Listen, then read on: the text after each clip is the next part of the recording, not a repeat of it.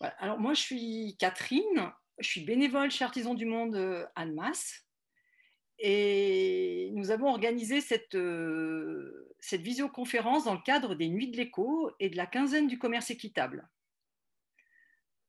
Nous avons ce soir donc deux intervenants, euh, Pierre Dubuis, qui est chargé des relations avec les partenaires à la Fédération d'Artisans du Monde, et Benoît Berger, qui interviendra dans un deuxième temps. Il est directeur des projets chez Fairtrade Libanon. Et si vous avez des questions, n'hésitez pas à utiliser le chat ou la fenêtre de discussion pendant la conférence. Et les intervenants ils répondront dès qu'ils pourront ou à la fin, selon le nombre de questions ou remarques. Merci beaucoup. À toi, Pierre. Donc, bonjour à tous. Donc, je pense que vous êtes nombreux déjà à me connaître, hein, parce que je vois qu'il y a pas mal de personnes que je connais du mouvement Artisans du Monde. Donc, j'espère qu'il n'y aura pas trop d'éléments qui seront de la redite pour vous. Je pense que vraiment, le moment important de ce webinaire, ça va être l'échange avec Fairtrade Libanon, avec Benoît Berger, que je remercie également d'être parmi nous aujourd'hui. Donc, ça va se dérouler de cette manière. Je vais faire une introduction un petit peu sur les enjeux du commerce équitable. Donc, rapidement, je vais présenter Artisans du Monde. Ensuite, je vais parler de l'état du monde. Ce sera bon, un état un petit peu compliqué, vous allez le voir, mais vous le savez. Et puis ensuite, je vais présenter un peu les grands enjeux en parlant un petit peu du commerce équitable, à la fois du commerce équitable nord-nord et du commerce équitable nord-sud. Et puis ensuite, Benoît prendra la parole pour voilà, illustrer aussi pour eux qu'est-ce que le commerce équitable, qui ils sont et la situation au Liban dans le contexte actuel et les grands enjeux pour Fairtrade Libanon aujourd'hui et demain. Il y aura également une petite vidéo sur Fairtrade Libanon, une vidéo Artisans du Monde. Donc, je vais partager mon écran tout de suite.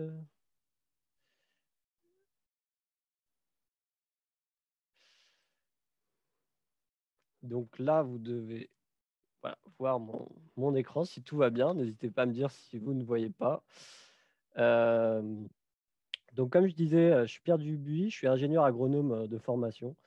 Je suis dans le réseau Artisans du Monde depuis septembre 2019. J'ai travaillé avant dans une organisation internationale qui travaillait avec beaucoup d'organisations en Afrique de l'Ouest sur des projets, des programmes de renforcement de capacité des organisations de producteurs et de productrices, donc dans le domaine principalement agricole.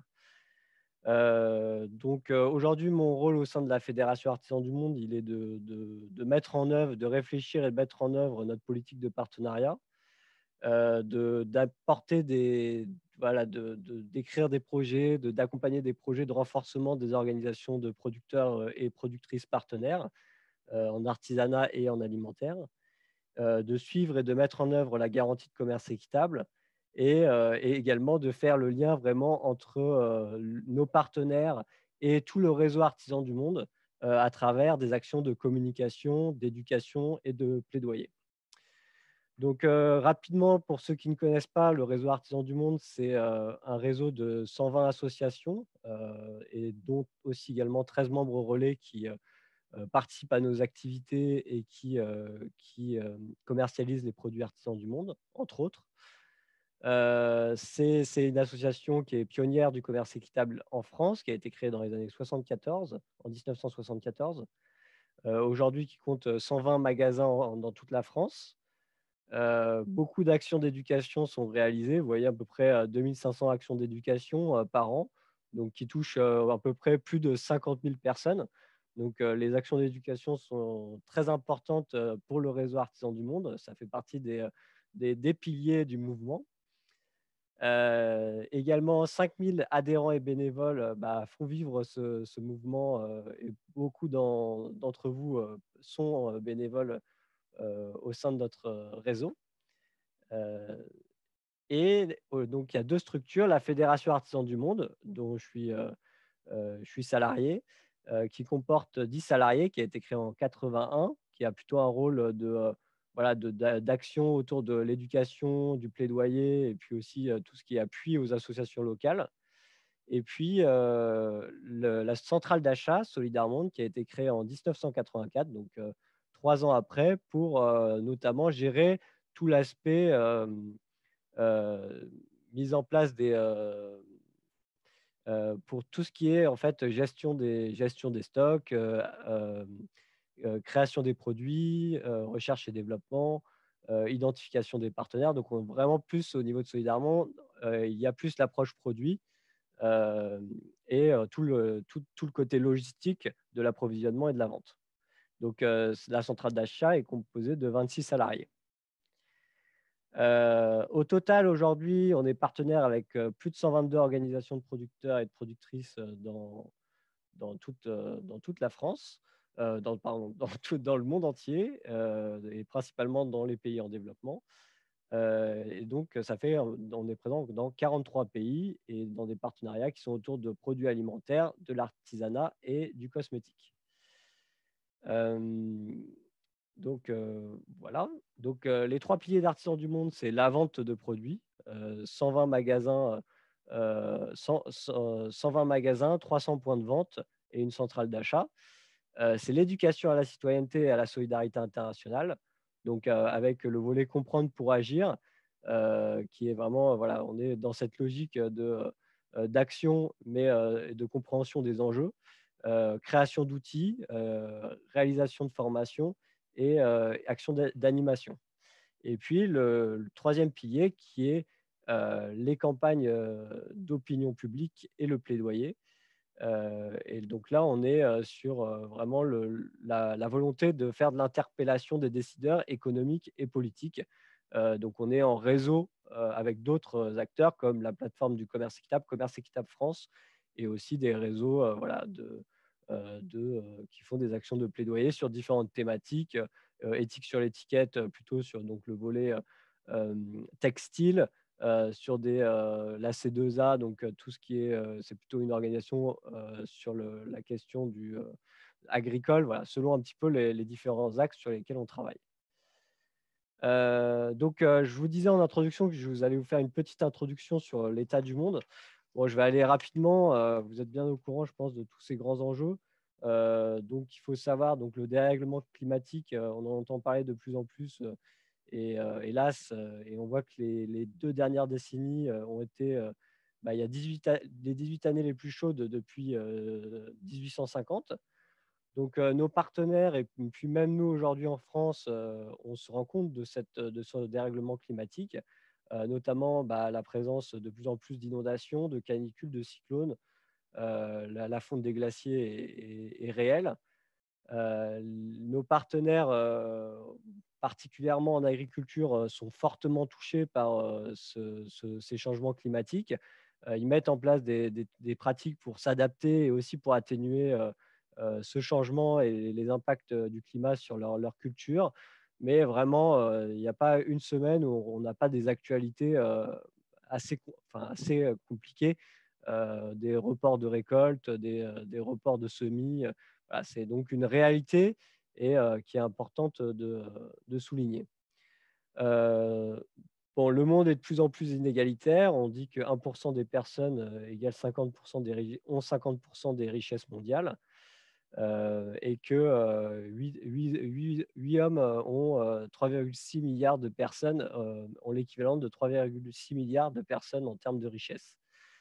À savoir qu'en 2015, le revenu annuel du PDG de Nestlé équivaut à celui de 19 600 producteurs ivoiriens de cacao.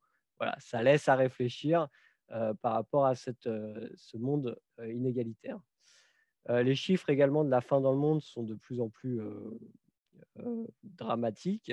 On peut voir voilà, 800 millions de personnes aujourd'hui souffrent de la faim, et la moitié sont des paysans. Donc les personnes qui nous nourrissent sont les personnes qui souffrent de la faim. Voilà, encore une fois, on voit une incohérence dans notre système. et puis le non-respect des droits sociaux avec notamment les catastrophes comme en 2013 du Rana Plaza ou le travail des enfants, notamment voilà, 215 millions d'enfants travaillent aujourd'hui et particulièrement la moitié dans le secteur de l'agriculture. Euh, voilà. Donc aujourd'hui, on est plutôt dans une logique où les droits humains en fait sont des contraintes pour la croissance et la compétitivité plutôt que des objectifs à atteindre. Voilà, c'est toute la réflexion et tous les enjeux aussi dans lesquels nous, organisation de commerce équitable, on essaye de lutter. Euh, juste en quelques mots pour rapidement vous présenter un petit peu les filières conventionnelles, hein, pour que vous puissiez voir derrière en quoi le commerce équitable est aussi une alternative à ce commerce conventionnel. En fait, ce qui se passe, c'est qu'on a de plus en plus un modèle où on se retrouve ce qu'on appelle un modèle en goulet ou en goulot d'étranglement, qui est valable dans beaucoup de filières alimentaires. On en parle beaucoup dans les filières de cacao, mais c'est valable aussi sur les filières du café, du sucre. Voilà, aussi les cultures qui sont cotées en bourse et qui sont en fait où il existe une spéculation et qui sont en fait à l'échelle planétaire.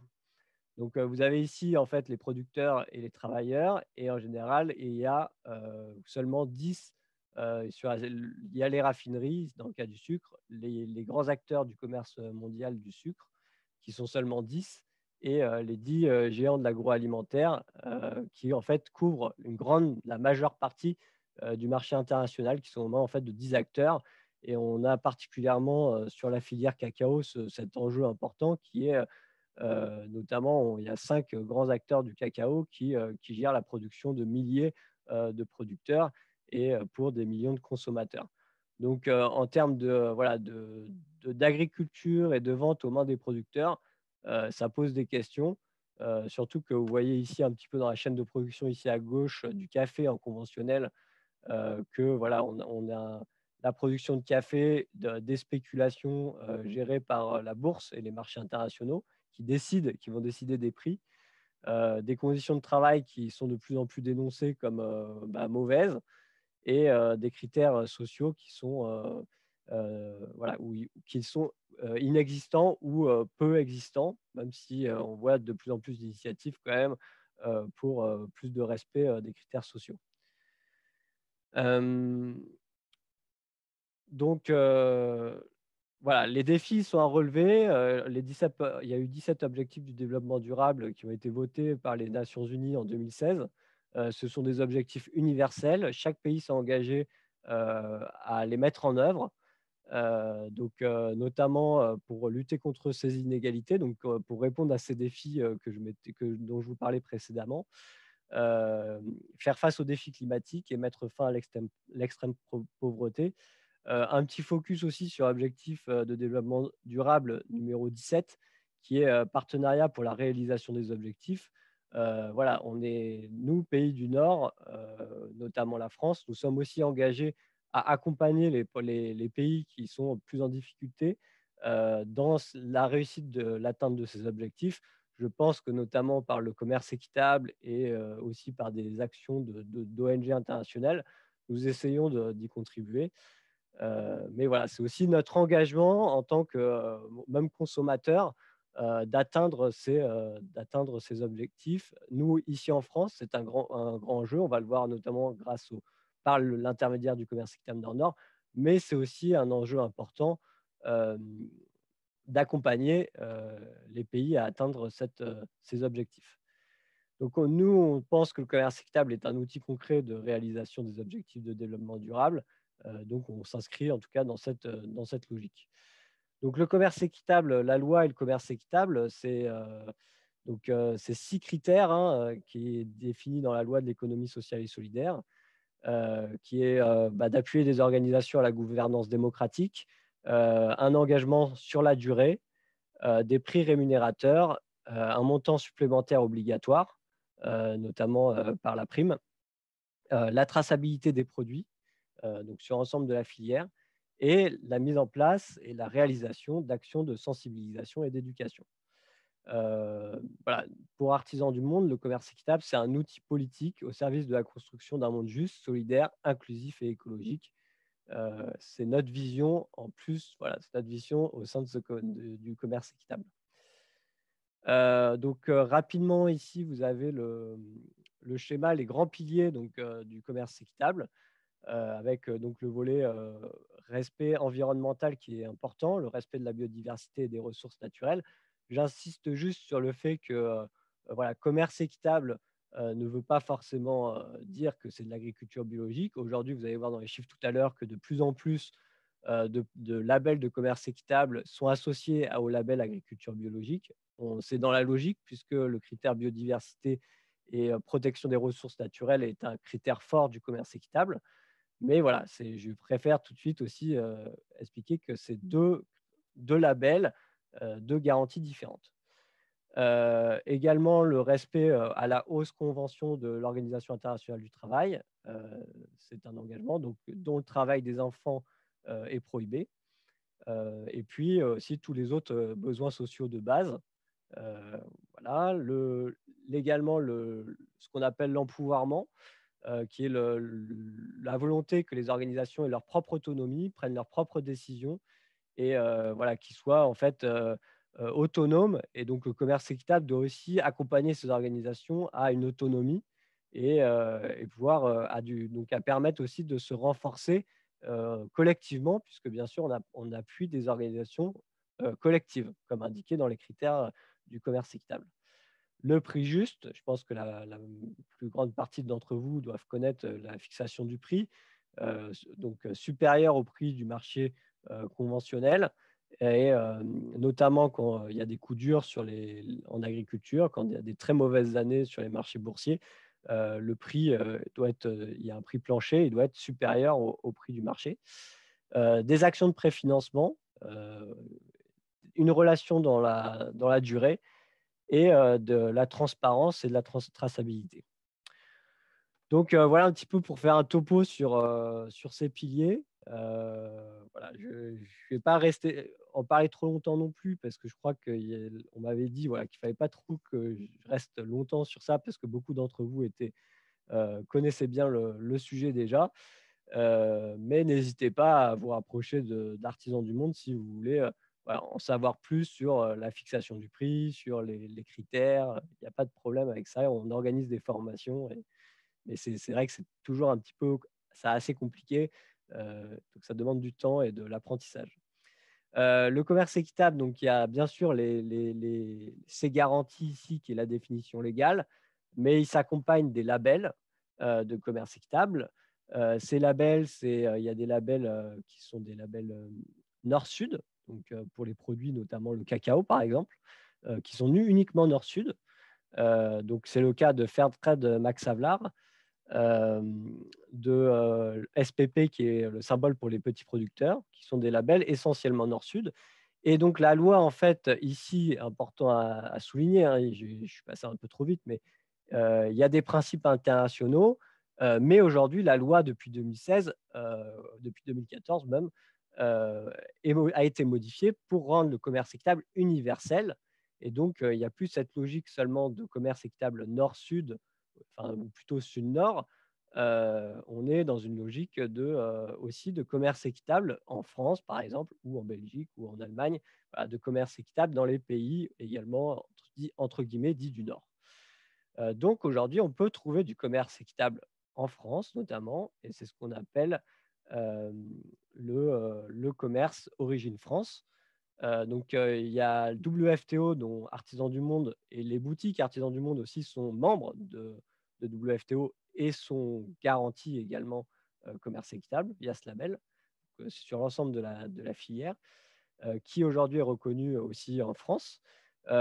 Biopartenaire, le label Tourisme équitable, le label Fair for Life, et également, depuis maintenant quelques années, mais aussi tout récemment, des labels uniquement Origine France, Agriéthique France et Bioéquitable en France, qui sont des labels uniquement pour les agriculteurs, les producteurs français. Donc, voilà, en quelques chiffres, voilà, le mouvement du commerce équitable évolue. On m'avait demandé un peu de présenter les chiffres aujourd'hui. Il faut savoir que depuis 2018, depuis 2018, oui, il y a eu une augmentation de 12 des ventes de produits commerce équitable. Là, je parle de commerce équitable à l'international. Donc, on est à 1,827 milliards d'euros de ventes. Donc, une augmentation qui, malgré la crise, est plutôt positive. Euh, on a dans ces 1,827 milliards, on a 645 millions d'euros, soit 35% qui viennent de l'origine France. Il faut savoir également que dans les produits nord-sud, 90% sont également en agriculture biologique. Donc, c'est ce que je vous ai expliqué tout à l'heure. Commerce équitable n'est pas forcément directement agriculture biologique, mais vous voyez aujourd'hui que 90% ont également le label agriculture biologique. Donc, ils sont bio et équitables. Et dans les filières françaises, on a 59% qui sont des filières, euh, qui sont des filières bio et équitables. Le secteur le plus important en commerce équitable reste l'alimentaire. On a 95% des ventes qui sont de l'alimentaire. Euh, et donc, les 5% restants sont autres. Et dans les autres, là aussi sur le schéma, vous voyez qu'il y a le cosmétique qui représente 68%, les fleurs 15%, le tourisme 2%, l'artisanat 1%. Donc, je pense que majoritairement aussi, c'est Artisans du Monde, parce qu'Artisans du Monde vend des produits alimentaires, mais aussi de l'artisanat. Historiquement, d'ailleurs, c'était aussi beaucoup sur les produits d'artisanat. Et le textile, ici aussi, on en voit aussi un petit peu, 14%. Voilà, le café dans le nord-sud, le café est le produit du commerce équitable le plus vendu. En 2020, il représente 42% des ventes des filières internationales. Donc, voilà, ça reste voilà, un produit phare du commerce nord-sud, avec derrière le cacao aussi, le cacao et le sucre qui sont des denrées importantes. Donc ici, vous avez la répartition sur ce schéma des filières internationales en vert et ici des filières françaises qui représentent, euh, qui représentent, pardon, qui représentent 35%. Je vois les gens qui défilent aussi en même temps, c'est un peu perturbant. Pardon. Donc voilà, il y a dans les autres produits du commerce équitable également, il y a les catégories comme les fruits frais qui sont aujourd'hui à 24% et les produits à base de cacao qui sont autour de 18%. Euh, donc voilà pour les filières, on va dire, nord et sud. Concernant le commerce équitable France, je vais faire un petit focus un peu plus important. Bon, vous êtes, je pense, beaucoup d'entre vous sont déjà sensibilisés à la question voilà, de la situation des paysans aujourd'hui en France, qui sont dans une détresse voilà, morale. On voit notamment la MSA avait souligné qu'il y avait les nombres d'appels à l'aide avaient doublé sur leur site AgriEcoute, qu'il y avait un nombre de suicides qui avait été multiplié par 3. Voilà, c'est la deuxième cause chez les agriculteurs après le cancer, c'est voilà, le suicide aussi. Donc, il y a une situation de détresse. Vous voyez ici, je suis éleveur, je meurs, particulièrement dans les filières qui sont le plus touchées, qui sont les producteurs de lait et les producteurs, l'élevage bovin notamment. Donc, face à cette situation, et je pense que c'est aussi pour ça que le commerce équitable Nord s'est affirmé comme une nécessité aussi pour nos agriculteurs ici en France. Euh, il y a eu voilà, une prise de conscience et ça fait déjà depuis longtemps, hein, mais voilà, ça a renforcé, on va dire, cette nécessité aussi d'appuyer les inégalités ici chez nous. Donc, au niveau du commerce équitable en France, issu des filières françaises, les ventes ont plus que doublé en 3 ans. Aujourd'hui, on est passé du commerce équitable France de 323 millions d'euros en 2017 à 645 millions d'euros en 2020, avec des secteurs qui sont importants dans le secteur boulangerie, mais on voit, donc c'est tout ce qui est farine, mais on voit aussi qu'il y a une explosion importante dans les secteurs des produits frais, fruits et légumes, plus 63% par rapport à 2018, depuis 2018, et les produits laitiers, plus 200% depuis 2018. Notamment, on voit voilà, Biolay qui est également un acteur aujourd'hui important au sein du mouvement du commerce équitable. Je reprécise également que l'ensemble de ces chiffres que je vous présente aujourd'hui viennent de sortir il y a quelques jours et qui ont été euh, voilà, c'est des sources qui viennent de Commerce Équitable France, qui est la plateforme dont nous sommes membres en tant qu'organisation de commerce équitable. Il y a vous pouvez trouver sur leur site aussi plus d'informations sur ces chiffres. Donc, vous voyez qu'aujourd'hui, l'ensemble de la France euh, a des producteurs, des groupements de producteurs qui sont engagés dans la dynamique de commerce équitable. Aujourd'hui, je parle beaucoup d'agriculture puisque ça reste la principale pour le moment. L'agriculture est vraiment le commerce équitable. L'agriculture, c'est ce qui est le plus important. Mais voilà, l'artisanat aussi, il commence à y avoir également des organisations de commerce équitable en artisanat en France. Donc, ça évolue aussi dans le bon sens. Euh, En 2020, donc, il y avait 90 groupements qui ont été référencés. Ça représente 10 200 producteurs, alors qu'en 2016, on était à 4 500. La double labellisation équitable et bio, ce que je vous ai expliqué, a progressé aussi depuis 2016. Et la présence de nouveaux labels, voilà, aussi bien maintenant Max Havelaar aussi, hein, il y a également Bioéquitable en France et Agriéthique qui sont des nouveaux labels de commerce agriéthique déjà depuis un petit temps, mais qui sont des nouveaux labels de commerce équitable, donc qui s'accompagnent, qui accompagnent et qui garantissent un commerce équitable. Et au niveau du secteur, on se rend compte que voilà, le secteur qui commercialise le plus, c'est les boulangeries, enfin, c'est les boutiques bio pardon, c'est les boutiques bio de commerce équitable, mais on voit que tout le monde a à peu près autour de 30%. Mais ce qui est, je pense, intéressant à souligner, c'est que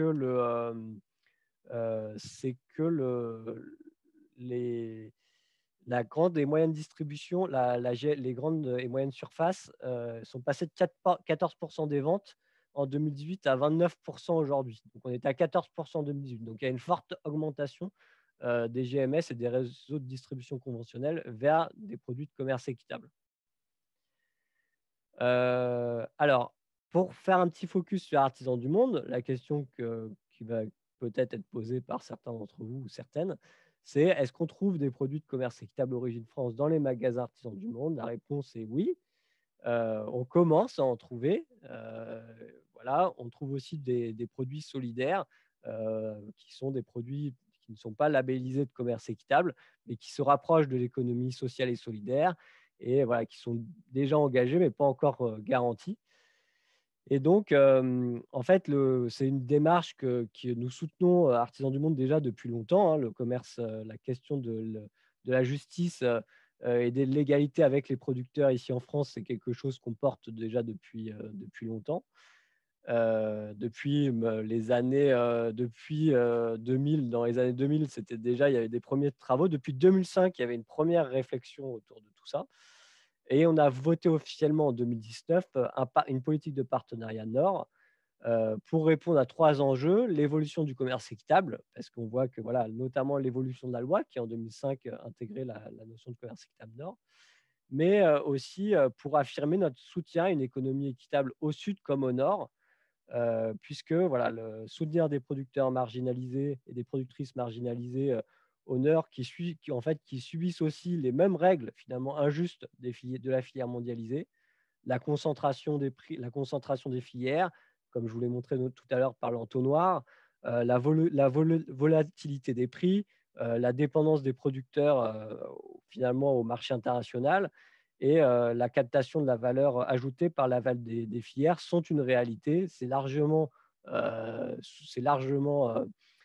connu aujourd'hui et démontré. Donc, il y a ce soutien essentiel aussi, puisqu'on voit des situations similaires entre les producteurs d'ici et de là-bas. La nécessité aussi de travailler sur une dynamique nécessaire à la relocalisation progressive de l'économie et des circuits courts pour répondre à la fois aux enjeux climatiques et environnementaux. Voilà, on a fait aussi voilà, le choix de certains produits locaux, d'essayer de pouvoir s'approvisionner sur des filières plutôt françaises. Faire évaluer les pratiques sociales et appuyer donc la nécessité d'organiser des organisations démocratiques et vertueuses et écologiques. Euh, Parce qu'il en existe aussi en France et au Nord. Et puis, développer avec les organisations de producteurs et de productrices des actions de sensibilisation, d'éducation et de plaidoyer, parce que, je le répète, le commerce équitable, ce n'est pas seulement la notion de prix, c'est l'ensemble des critères que vous avez vus ici qui sont le respect de la biodiversité, le respect des besoins sociaux, l'action, le renforcement, préserver les savoir-faire culturels. Voilà, je me répète, mais c'est important de le souligner, l'éducation, les actions d'éducation, c'est très important pour faire changer les systèmes. Donc, notamment dans cette politique de partenariat, le mouvement Artisans du Monde a aussi montré qu'il était important de continuer à poursuivre le soutien à nos producteurs du Sud pour ne pas aussi de faire de concurrence. Donc, nous proposerons des produits qui sont essentiellement des produits que l'on trouve, que l'on trouve en France et voilà, pardon, on va plutôt s'orienter par exemple sur de la farine qu'on va pas parce qu'il en existe en France. Euh, on ne va pas commercialiser, de toute façon, il existe, on continue à à soutenir nos producteurs historiques, mais voilà, on s'ouvre aussi à l'agriculture, aux spécificités de nos régions et des savoir-faire en France.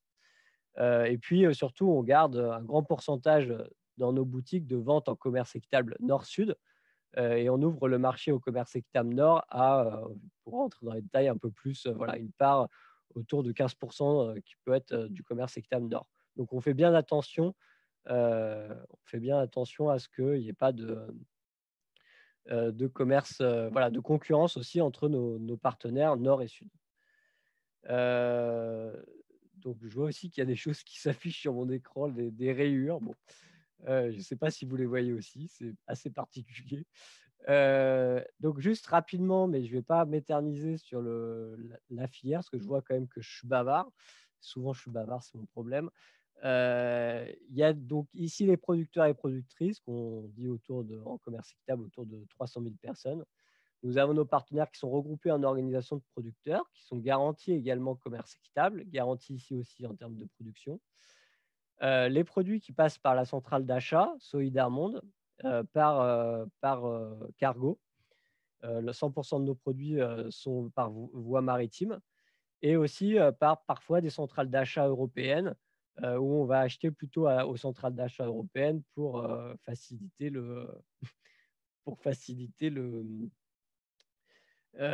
pour aussi pouvoir être avec plusieurs acheteurs et voilà, et ne pas juste commander, nous, Artisans du Monde, quelques tonnes de cacao, qu'on soit plus nombreux pour acheter plus. C'est une question d'économie d'échelle et un enjeu aussi pour répondre aux enjeux climatiques et aussi pour l'impact sur le prix. Ensuite, une fois arrivés à la centrale d'achat, vous les retrouvez également dans les boutiques Artisans du Monde. Et puis aussi, on vend on vend dans les réseaux spécialisés en agriculture biologique comme Biocoop, Naturalia, etc. Donc, les producteurs sont rassemblés dans des organisations et participent aux décisions. Voilà, la transformation on essaie de travailler de plus en plus sur des transformations intégrées. C'est le cas là, on vient de sortir des jus de fruits qui sont produits sur place à Madagascar. Donc, c'est une nouveauté. On cherche aussi à renforcer et à avoir plus de valeur ajoutée dans les pays partenaires.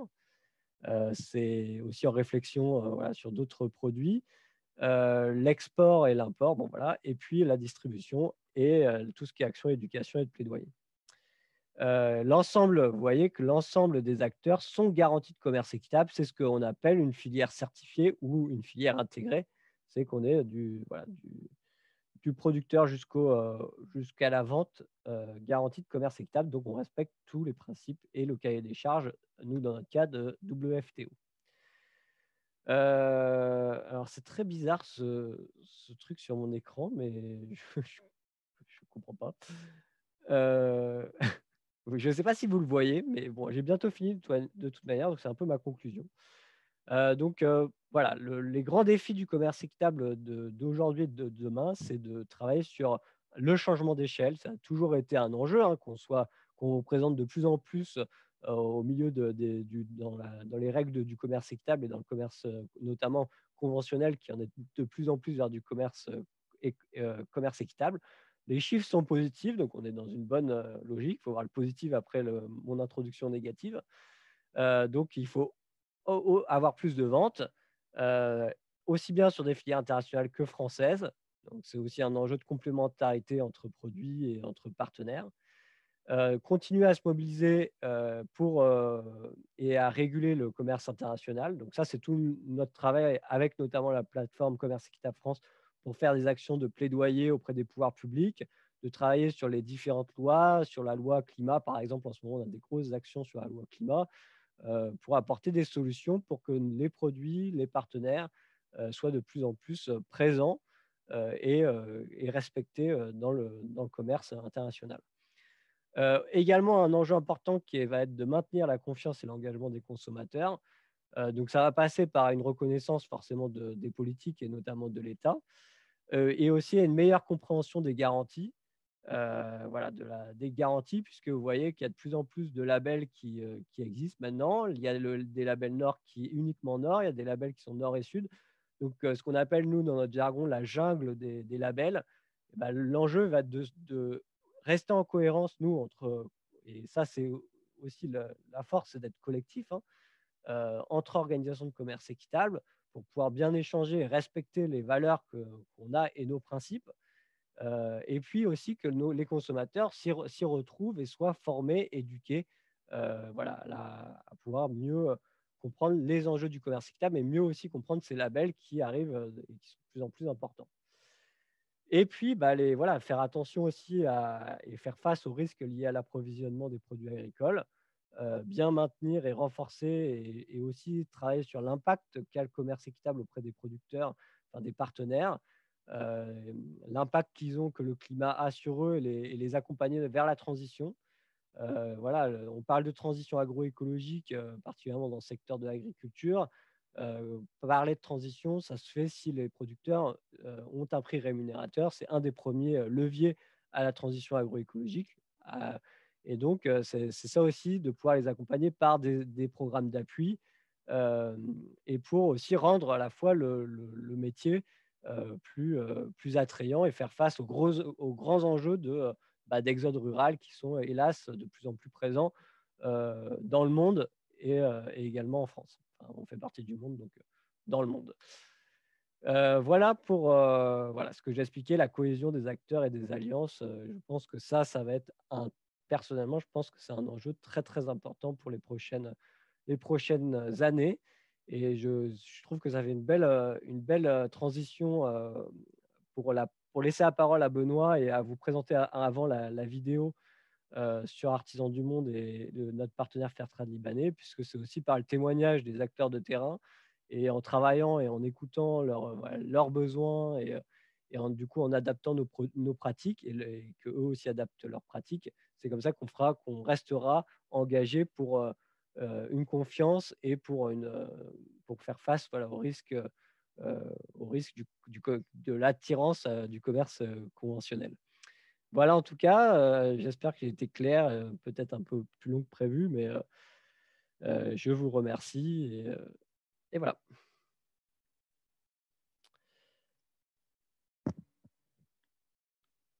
Donc, je ne sais pas s'il y a eu des…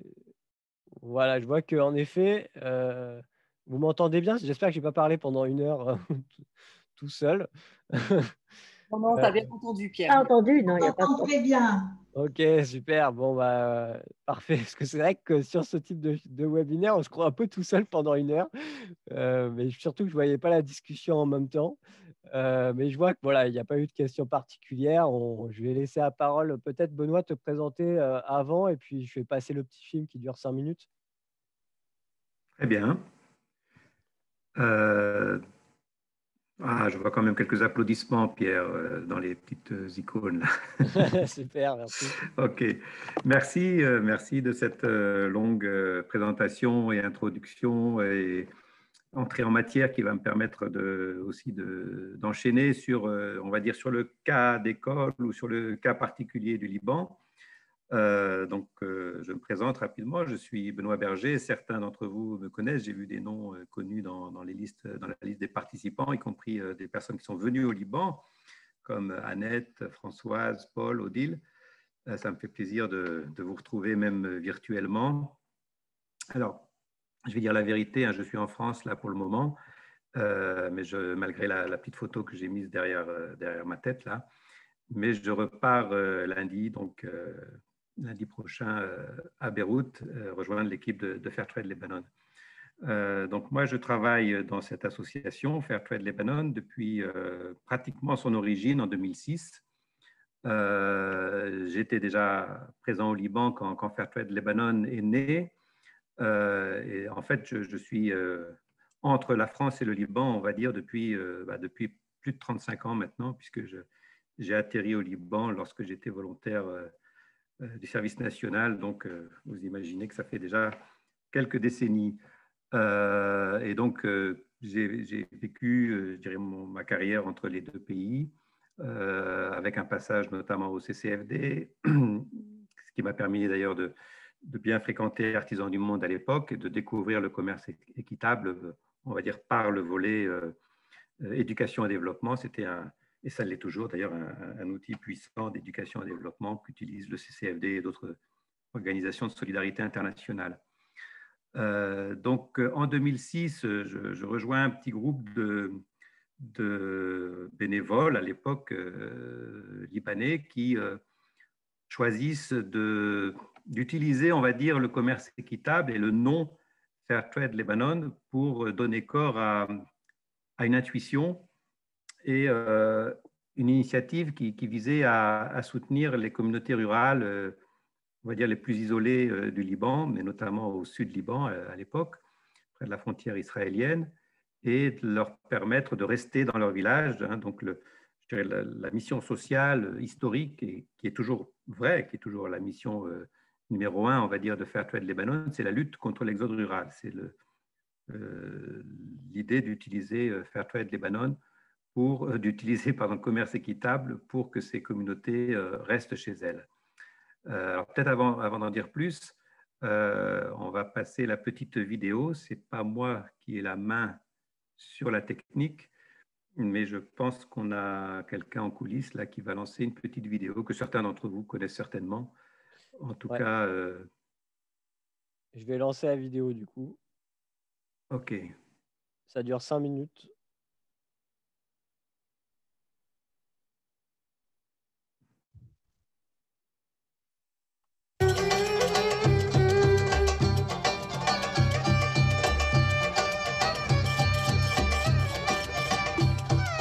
Le Liban est l'un des plus petits pays au monde.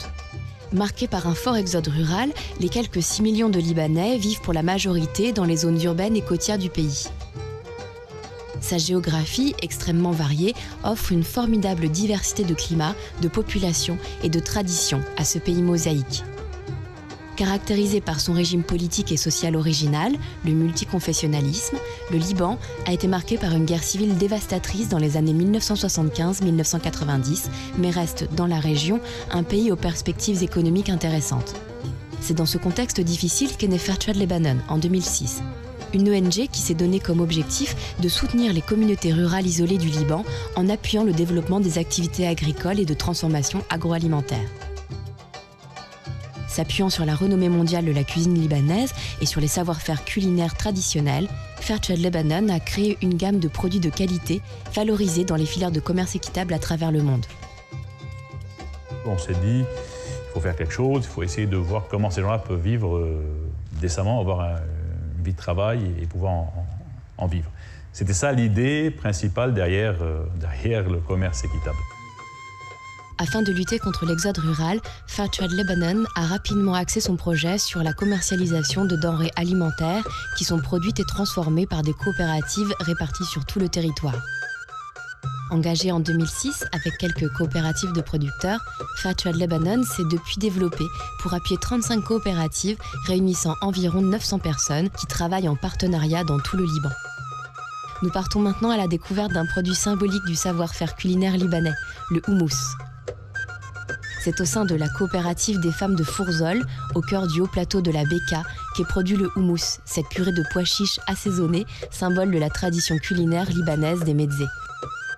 بال 2008 تعرفنا على الفير تريد وكان التعاون اللي كتير مليح اللي كان إيجابي بالنسبة لنا كستات بالتعاونية كتعاونية إنه هيدا نحن أساساً كنا نشتغل بالمواسم بس بالموسم نشتغل شوي نعرض بالمعرض نبيع شوي كانت كتير المردود للستات ضئيل إنه هالمرأة تأخذ حقها بعملها تاخد الأجر هي اللي بتستحقه.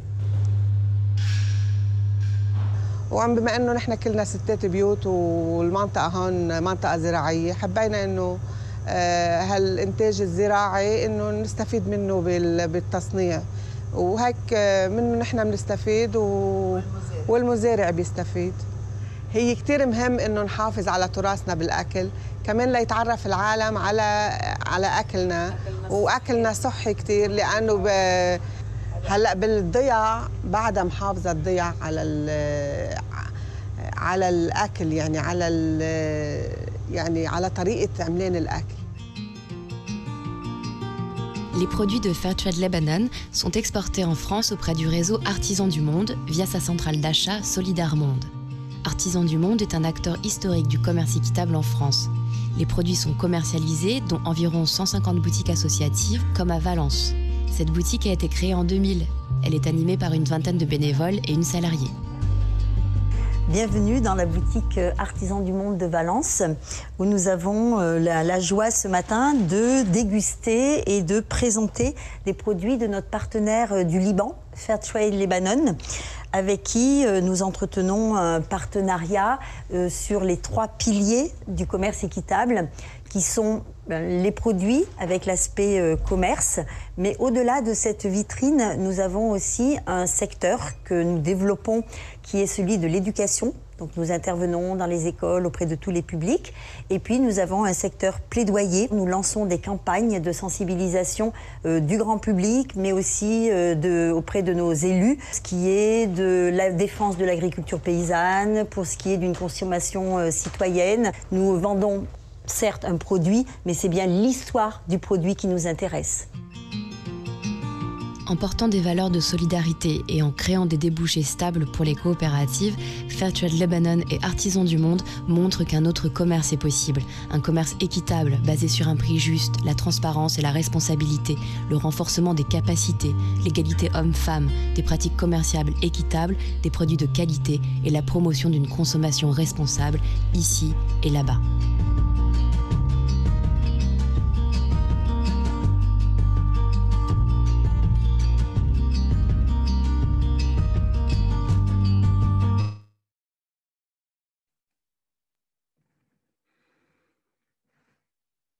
Voilà, donc comme vous avez pu le voir dans le générique de fin, cette vidéo a été tournée en 2016. Vous imaginez que le contexte a un petit peu changé, on y reviendra, mais elle reste tout à fait, je veux dire, d'actualité sur le fond du partenariat, sur l'esprit dans lequel nous travaillons aussi bien avec les producteurs qui ont été interviewés, là, les femmes de la coopérative de Fourzol, qu'avec Artisans du Monde, là aussi j'y reviendrai.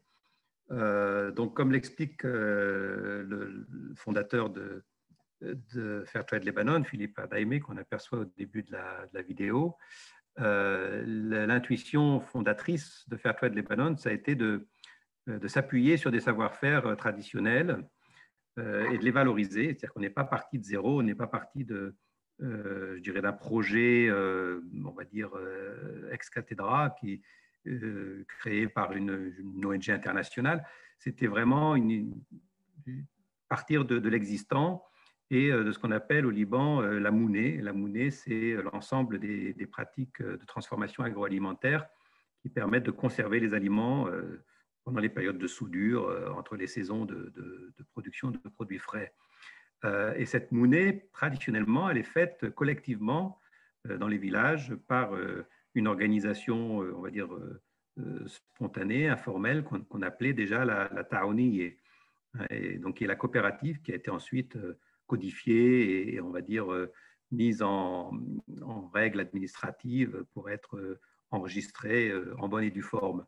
Donc aujourd'hui, ces coopératives existent toujours et comme le dit la vidéo, nous travaillons avec une quarantaine de groupements de producteurs, donc majoritairement des coopératives de femmes, mais aussi des coopératives agricoles qui sont sur, elles, sur la production des matières premières ou de l'huile d'olive ou du vin.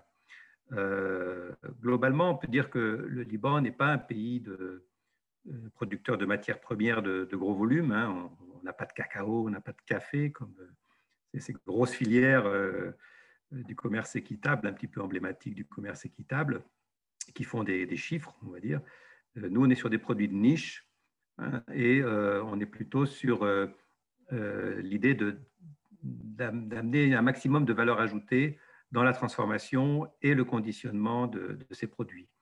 C'est là, je dirais, où les producteurs font leur marge, hein, c'est sur leur savoir-faire et sur le fait que ce sont des produits typiquement libanais, issus de cette gastronomie libanaise qui est mentionnée dans la vidéo.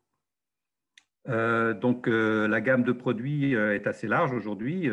Ils ne sont pas tous vendus, j'allais dire malheureusement, par Artisans du Monde, hein, et pas tous importés par Solidarmonde, puisque c'est plutôt au niveau de Solidarmonde que le tri se fait, on va dire. Mais vous connaissez le houmous, vous connaissez le caviar d'aubergine, vous connaissez les lentilles, peut-être l'eau de fleurs d'oranger, l'eau de rose, mais il y en a beaucoup d'autres. Il y a des confitures, il y a des distillats et des eaux florales. Et donc, c'est une gamme que nous vendons sur place au Liban, mais aussi à travers d'autres importateurs. On a un partenariat avec El Puente en Allemagne, avec EZA en Autriche. Le vin est vendu en Angleterre. Et donc, c'est un petit peu notre marque de fabrique. On a une marque d'ailleurs qui s'appelle Terroir du Liban, qui est vendue au Liban et dans certains pays, notamment dans les pays du Golfe ou aux États-Unis d'ailleurs. Mais ça reste, comme je l'ai dit, des produits de niche et de petit volume. Le partenariat avec Artisans du Monde, lui, il remonte à 2013, 2012 peut-être. Et ça a été pour nous très, très gratifiant, on va dire, d'être présent sur le territoire français, sur le marché français du commerce équitable. D'autant que ce partenariat, comme le dit d'ailleurs Françoise dans la vidéo, il s'appuie sur 3 volets. Il ne s'appuie pas uniquement sur la vente des produits, mais aussi sur le travail de pédagogie et d'explication qui, on va dire par effet boomerang, a été aussi mise en œuvre au Liban. Nous avons conjointement développé la mallette pédagogique que vous connaissez certainement en France, mais elle est aussi adaptée au contexte libanais. On l'utilise, nous, dans les écoles et dans les lieux on va dire de conscientisation au commerce équitable. Et ça, pour nous, ça a été très important. J'y reviendrai. Mais le partenariat d'Artisans du Monde, nous a permis aussi cela. Alors peut-être pour rentrer un petit peu plus dans le détail du contexte libanais et de la spécificité des enjeux du commerce équitable au Liban, je ne vais pas trop m'appesantir sur la situation libanaise, vous en avez sans doute entendu parler ces derniers mois, mais pour faire un peu écho à ce que disait Pierre, je vais reprendre les grands enjeux auxquels nous sommes tous confrontés finalement. Le premier, il a mentionné le dérèglement climatique et je dirais malgré tout le réchauffement climatique, hein, qui s'inscrit plus largement dans une crise environnementale. Alors comment elle se traduit au Liban? D'abord, elle se traduit par, on va dire, une irrégularité des précipitations. On a des pluies on va dire, plus difficilement prévisibles qu'avant, et des hivers moins froids, ce qui fait que les stocks de neige qui sont toujours on va dire, la richesse de la montagne libanaise, ces stocks de neige qui permettent d'alimenter le pays en eau l'été diminuent. Et donc, avec une pression, un manque hydraulique, qui s'accentue d'été en été, alors que par ailleurs, l'hiver, on a des précipitations qui peuvent être plus violentes avec des inondations et un ravinement des collines et des surfaces cultivables de la montagne libanaise. Et plus globalement, une crise environnementale avec là aussi une crise de la biodiversité, une disparition de la faune sauvage. On a de moins en moins de mammifères sauvages, de moins en moins d'oiseaux migrateurs qui pourtant passent au-dessus du Liban, vu que c'est un couloir de migration. Mais ce sont des choses malheureusement qui sont vraiment dont on est témoin au Liban. Pierre a parlé de l'inégalité dans la distribution des richesses, c'est aussi une réalité au Liban. En termes je dirais, de famine, il a évoqué aussi ces risques-là au niveau mondial. Je ne pense pas qu'on puisse parler de risque de famine au Liban. Par contre, il y a un problème typiquement, on va dire, libanais et qui partage avec beaucoup de pays du Sud, c'est une absence totale de souveraineté alimentaire. C'est-à-dire qu'on est dans un pays qui importe la grande majorité de sa nourriture et qui a du mal à valoriser sa propre production nationale parce qu'elle n'est pas compétitive, on va dire, par rapport aux importations à bas prix qui peuvent arriver d'un peu partout, de Turquie et de plus loin, de Chine et d'Europe aussi, d'ailleurs, sur certaines filières. Et donc, c'est quelque chose qui est vraiment un challenge pour le Liban en tant qu'État aujourd'hui. Pierre évoquait la question des droits sociaux, des droits des travailleurs, c'est vrai, c'est aussi un problème, surtout quand on parle du monde rural, des travailleurs journaliers, des travailleurs étrangers, migrants ou réfugiés. Comme vous le savez, on a une présence très forte de réfugiés syriens qui se retrouvent très souvent à travailler dans les travaux agricoles ou dans la transformation agroalimentaire et très peu encadrés par le droit du travail. Et c'est aussi quelque chose auquel on est concerné à Fairtrade Lebanon. On est impliqué dans des programmes, disons, qui essayent de défendre les droits des travailleurs dans le monde rural.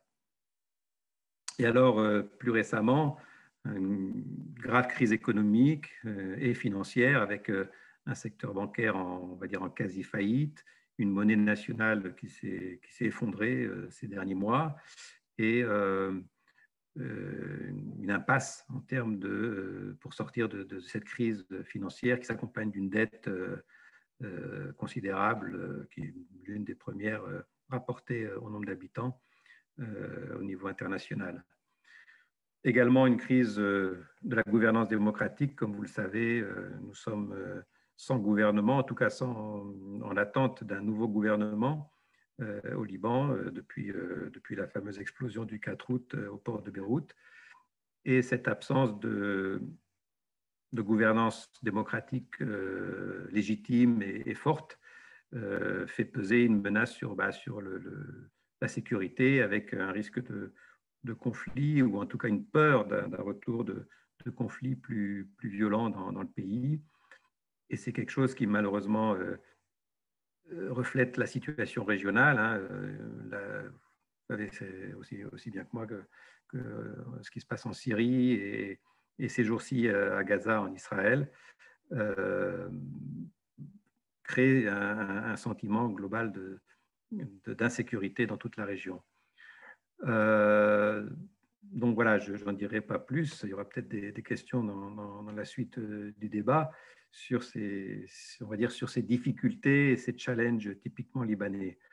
Je termine en termes de challenge avec ce qui a été beaucoup évoqué par Pierre, c'est l'émergence du commerce équitable Nord-Nord et du commerce équitable Made in France, comme on l'appelle, ou plutôt Origine France, comme on l'appelle ici. Parce que pour nous, effectivement, c'est un challenge qui s'ajoute à tout ce que je viens de lister. Parce que, malgré tout, les produits qui sortent du Liban et qui sont plutôt destinés à l'export trouvent des compétiteurs maintenant aux portes de la France, voire même en France. Pour ne prendre que l'huile d'olive, pourquoi faire importer de l'huile d'olive du Liban si aujourd'hui on peut trouver de l'huile d'olive équitable de Provence ou d'Italie ou d'Espagne, avec des réseaux d'acheminement beaucoup plus courts. Alors, c'est vrai que pour nous, cette émergence du commerce nord-nord, du commerce origine France et origine Europe, fait peur. Elle fait peur, mais en même temps, elle nous a amené à Fairtrade Lebanon, en tout cas, à se poser la question de l'importance et je dirais même de la nécessité vitale de développer nos propres marchés de proximité. Et nous ne sommes pas les seuls à y penser, puisque finalement, tout le monde agricole libanais aujourd'hui est confronté à cette nécessité de trouver de nouvelles débouchés et d'augmenter même la production locale pour une consommation locale. Et ça, c'est important de dire que le commerce équitable, finalement, s'inscrit dans un mouvement global du retour à ce qu'on appelle facilement en France les circuits courts, mais qu'on pourrait appeler la souveraineté alimentaire à l'échelle locale, régionale et en tout cas nationale. Et ça, je pense qu'aujourd'hui, il y a une prise de conscience qui est de plus en plus forte au niveau des consommateurs libanais. On a même vu des campagnes ces dernières semaines monter en puissance, je dirais. Si vous êtes, comment dirais-je, concerné par la sauvegarde de l'économie de votre pays, et va commencer par consommer des produits cultivés au Liban et transformés au Liban.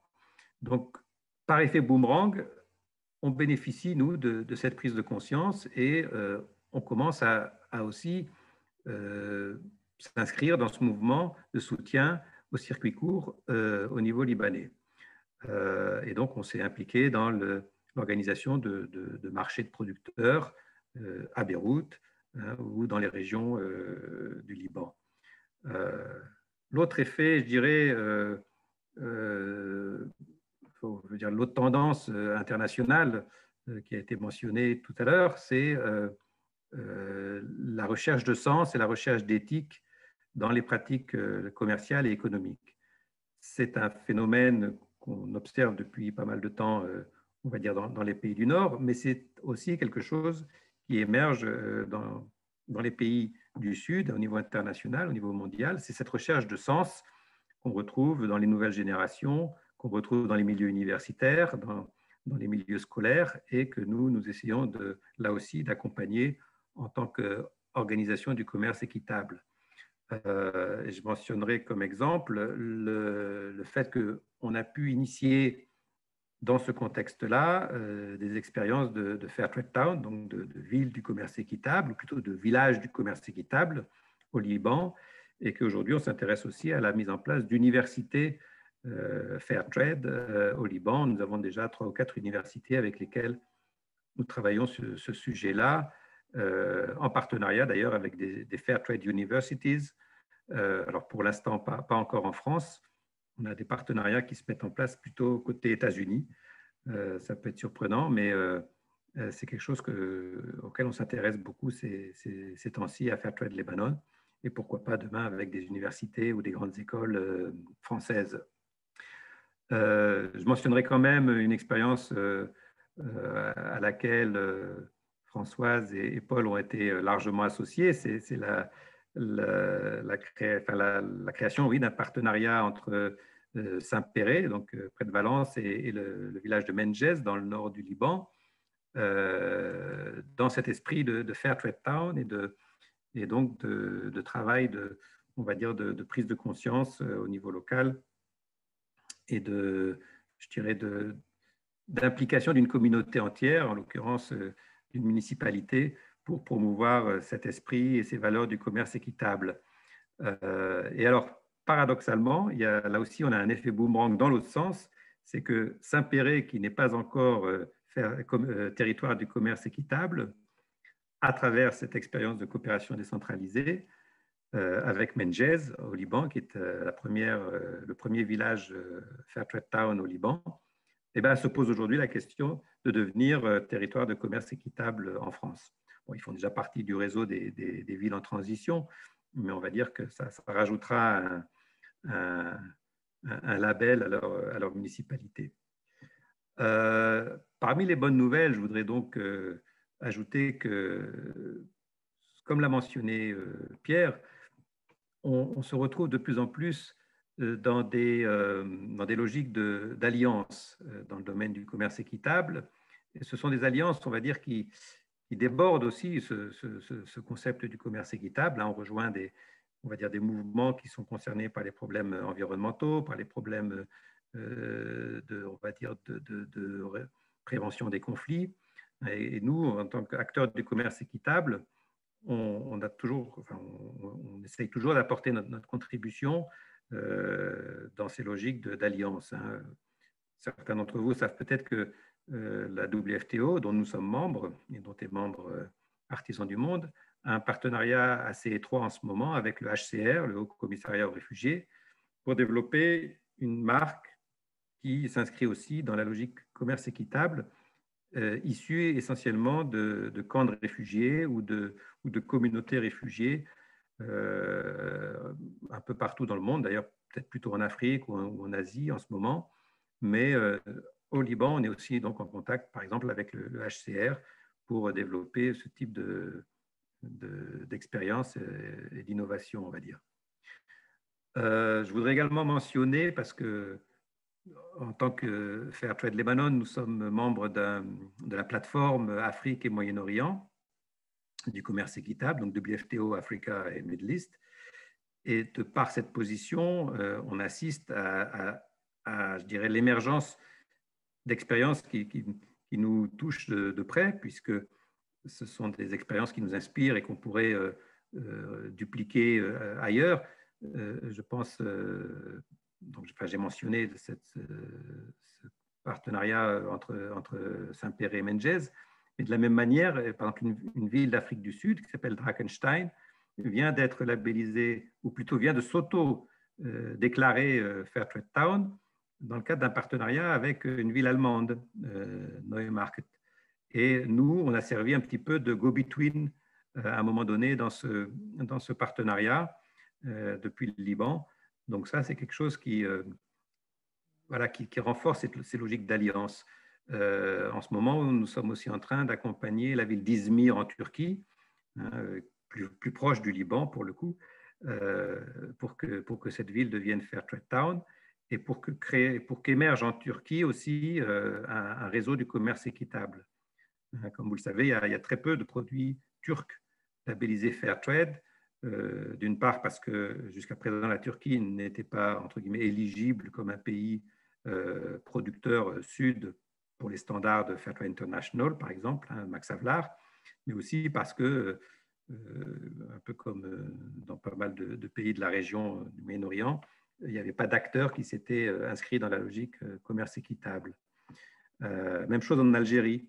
Il y a l'émergence d'un réseau de producteurs plutôt d'artisanat en Kabylie qui est en train de se mettre en place. Et j'en parle parce que nous, Fairtrade Lebanon, on nous a demandé on a été mis en contact avec ces producteurs algériens et on travaille à ce qu'ils connaissent, découvrent tout ce monde du commerce équitable, les standards de WFTO, et qui puissent être un jour ou l'autre reconnus comme aussi un territoire, on va dire, de commerce équitable, alors que jusqu'à présent, l'Algérie n'est pas, je dirais, dans la sphère du fair trade et du commerce équitable. Donc, je mentionne ces exemples-là pour vous dire que les bonnes nouvelles sont, à mon avis, de ce côté-là. Elles sont dans ces dynamiques de regroupement et d'alliance et de diversification, finalement. Pierre a évoqué la jungle des labels.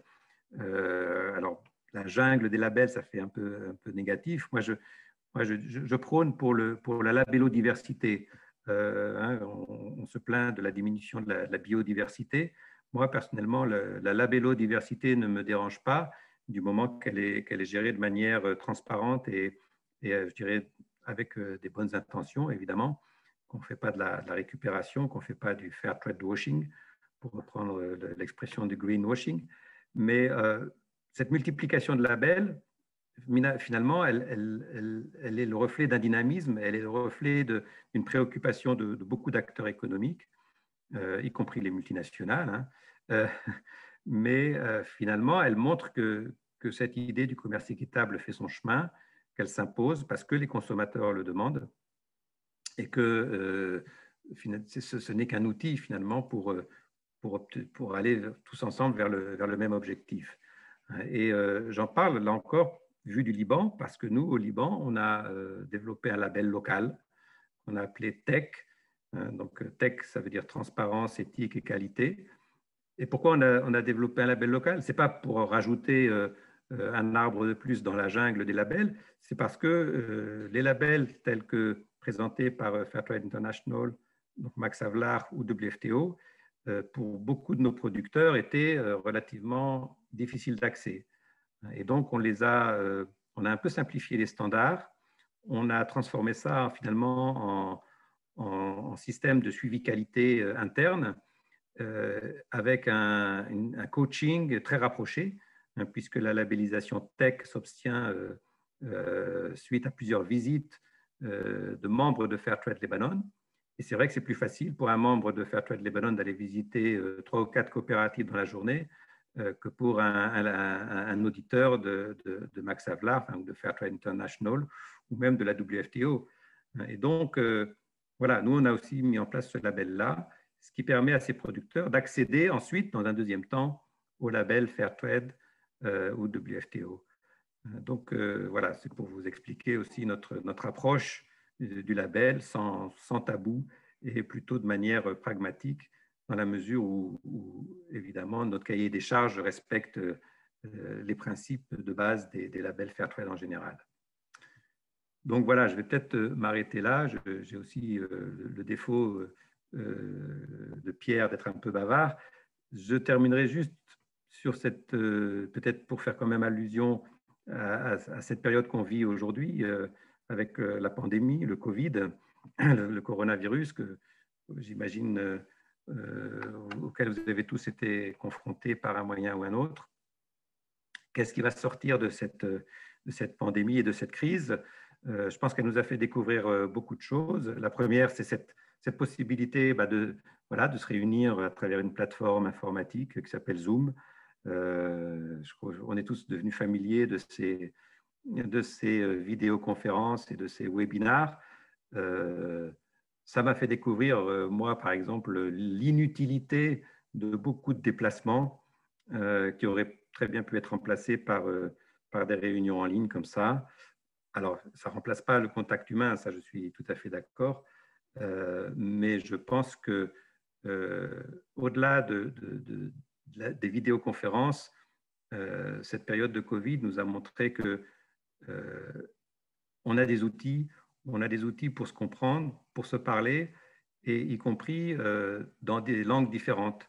Moi, j'ai assisté à des webinars où les orateurs parlaient de chacun leur langue, et grâce à des interprètes, pour l'instant humains, mais demain, pourquoi pas, grâce à des interprétariats automatisés, on va pouvoir plus facilement échanger.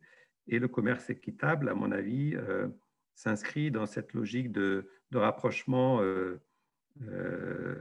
aidé, on va dire, par la technologie et par la capacité de se comprendre, même si on ne parle pas la même langue. Au Liban, par exemple, on travaille beaucoup avec nos producteurs à travers WhatsApp. Chacun a aujourd'hui un téléphone portable. Et même pour organiser une formation, on n'a plus besoin aujourd'hui de réunir tous les producteurs à Beyrouth. Chacun reste dans son village, dans sa coopérative. Et du moment qu'ils ont une connexion à Internet, bon, ce n'est pas encore le top, hein, Internet et la G4 ou la G5 au Liban, mais on a découvert que finalement, on pouvait rester en contact très régulièrement avec les producteurs à travers ces outils informatiques. Donc voilà, c'est l'une des leçons de cette période. Il y en a probablement beaucoup d'autres et certaines qui sont plus, on va dire, plus humaines et moins virtuelles que ce que je viens de dire. Mais voilà, j'avais envie de mentionner celle-là parmi les leçons apprises du coronavirus. Voilà, je m'arrête là. Je ne sais pas comment on poursuit cette discussion. Il doit nous rester à peu près une demi-heure, si je ne me trompe pas. Est-ce qu'on rentre dans un aller-retour de questions-réponses? Pierre, je me tourne vers toi. Ouais, je pense que tout le monde peut poser les questions, peut-être même directement, parce qu'on n'est quand même pas très très nombreux. Donc, voilà, on peut vous pouvez allumer vos micros et poser directement vos questions. Voilà, on a encore un peu de temps. En tout cas, merci pour ta présentation, Benoît. Et je rejoins tout à fait la chance qu'on peut, grâce à ces moyens technologiques, échanger aujourd'hui. Et on a une belle illustration voilà, de tous les enjeux, de ce que j'ai essayé d'expliquer assez brièvement, quand même. Mine de rien, c'est quand même un gros volet. Et c'est toujours, voilà, d'avoir un témoignage, ça appuie l'engagement qu'on a dans le mouvement et que les consommateurs aussi doivent avoir. Donc, je ne sais pas s'il y a des questions. Voilà, je laisse la parole au public, aux participants. Comment ça se fait que moi j'ai pas de...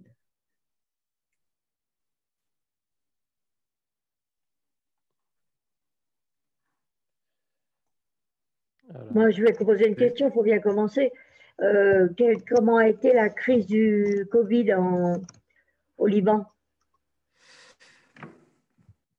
Alors, je dirais, comme dans beaucoup de pays, on est passé par des hauts et des bas, c'est un petit peu un dent de scie. L'année dernière, donc 2020, a été plutôt une année pendant laquelle le Liban se considérait un petit peu comme le bon élève. La première vague a été assez plate, comme essayer de nous le faire ici les responsables politiques en France. Même si je dirais, l'arrivée de l'épidémie a été violente, hein, je ne dis pas qu'elle a été vécue douloureusement par certaines personnes, mais le nombre de personnes touchées rapporté à la population libanaise est resté relativement faible et bien inférieur à ce qu'on voyait en même temps en Europe, notamment en Italie, en France, en Espagne, au Portugal, en Angleterre. Donc, ça a été plutôt vécu, je dirais, avec une certaine résilience à la libanaise. La première et même la deuxième vague vers octobre et novembre. Il y a eu des temps de confinement, il y a eu des temps avec des restrictions très fortes sur les déplacements, mais voilà, globalement, ça a été plutôt moins fort qu'ici, en Europe. Quand je dis ici, c'est parce que je suis actuellement en France, comme je vous l'ai dit tout à l'heure. Par contre, la situation récente, on va dire, de février-mars, a été beaucoup plus dure, avec une saturation du système hospitalier et donc une troisième vague peut-être plus dure à encaisser, on va dire. Aujourd'hui, la troisième vague est derrière et on retrouve une situation, une décroissance des chiffres de contamination et de personnes hospitalisées.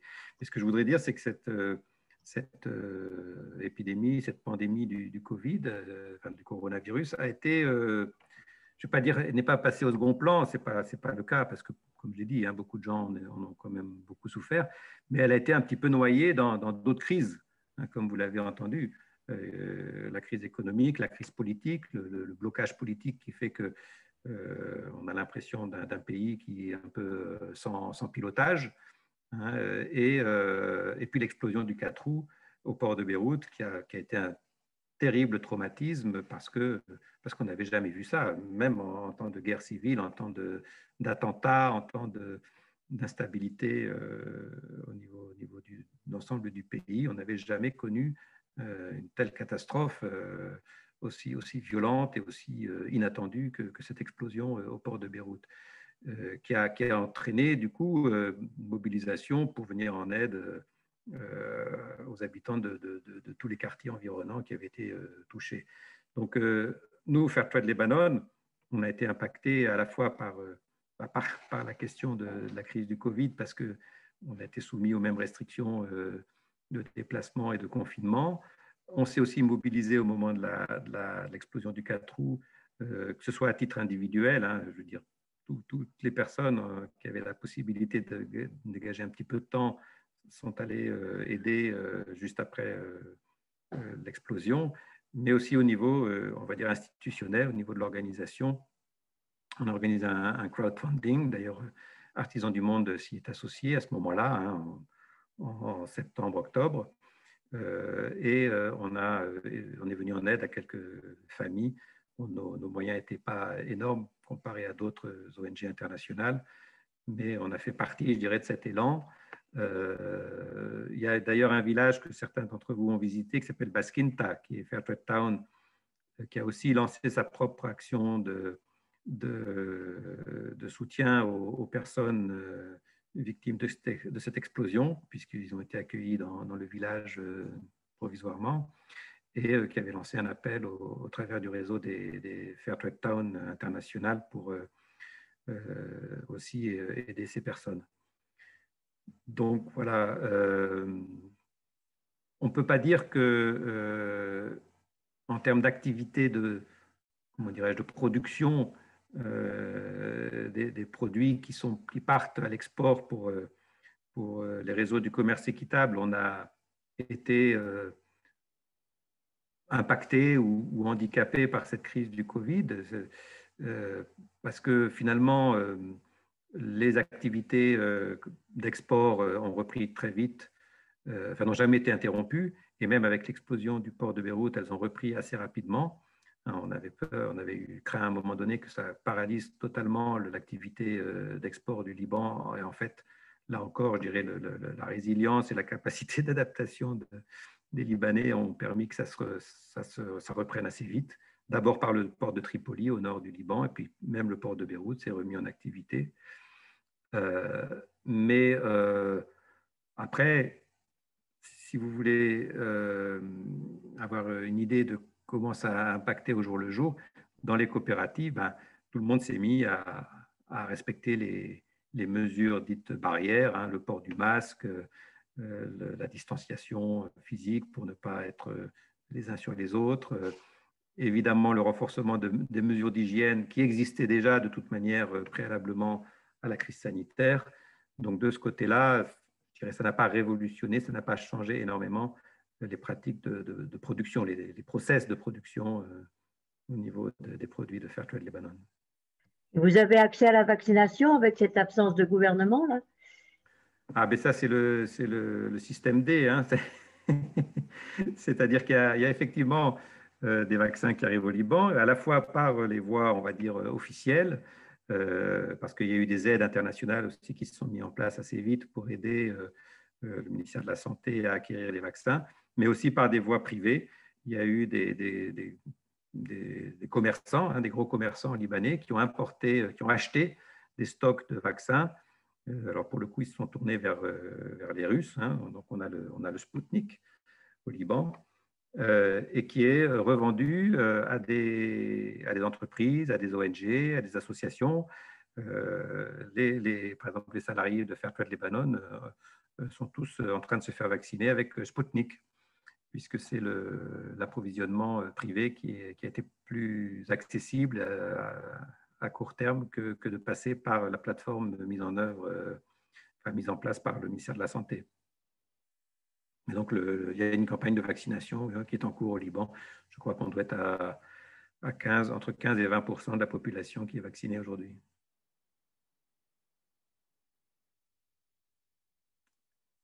Quel espoir vous avez politiquement avec d'un jour un gouvernement qui sorte? Alors moi, je suis pas politologue et je ne suis pas spécialiste de tous ces arcanes de la politique moyen-orientale, même si je la subis, on va dire, depuis pas mal de décennies. Au Liban, on est habitué à ces longs processus de négociation, certains diront de marchandage, pour arriver à un consensus pour la composition d'un gouvernement. Comme vous le savez, la France, l'Union européenne sont en train de mettre la pression pour que ce consensus finisse par émerger.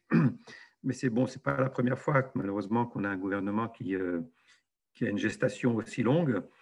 Et puis plus près de chez nous, on a eu le cas en Belgique, hein, il n'y a pas si longtemps que ça. Maintenant, la crainte derrière tout ça, c'est que pendant cette période, on va dire, d'hibernation politique, et ben certains partis en profitent pour essayer de déstabiliser, d'attiser un peu les dissensions communautaires, confessionnelles.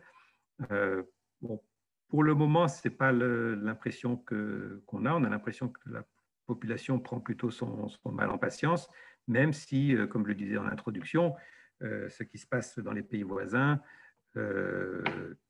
suscite, on va dire, une inquiétude et donne l'impression que ça pourrait aussi contaminer quelque part le Liban et se transformer en confrontation violente, voire armée au Liban même.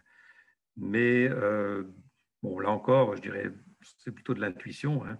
On est plutôt dans l'impression que les gens veulent vivre, je dirais, de leur activité, retrouver une activité décente. Il y a beaucoup de gens qui ont été mis au chômage à cause de la crise économique.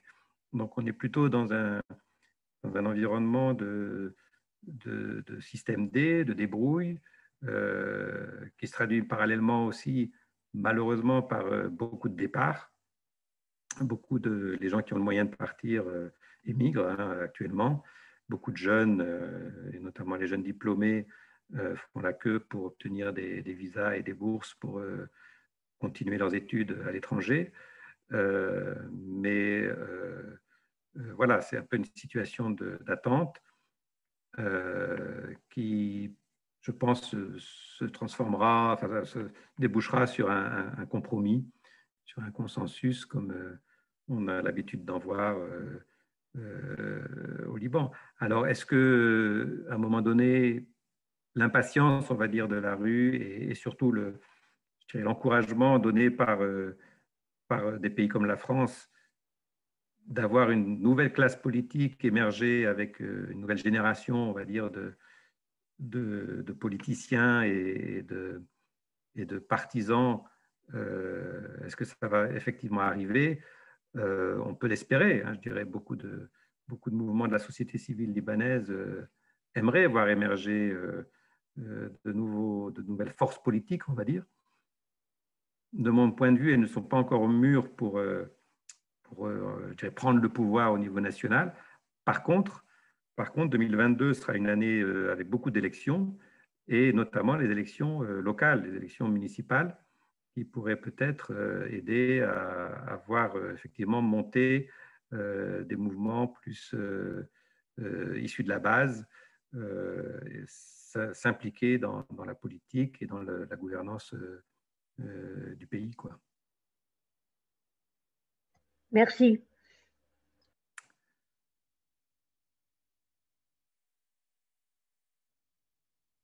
Voilà, enfin, j'essaye de rester, on va dire, objectif hein, dans ce que je dis, parce que c'est vrai que à côté de ça, on pourrait penser qu'il y a des mouvements plus radicaux qui pourraient voir aussi émerger dans le paysage politique. Hein. Vous avez tous en tête ce qu'on a appelé la révolution d'octobre 2019. C'est vrai qu'il y a aussi, je dirais, des promesses non réalisées dans cette révolution qui a été pas mal étouffée, on va dire, par la crise économique d'une part et par la pandémie coronavirus et les confinements successifs qui se sont enchaînés au Liban comme ailleurs. Aujourd'hui, on ne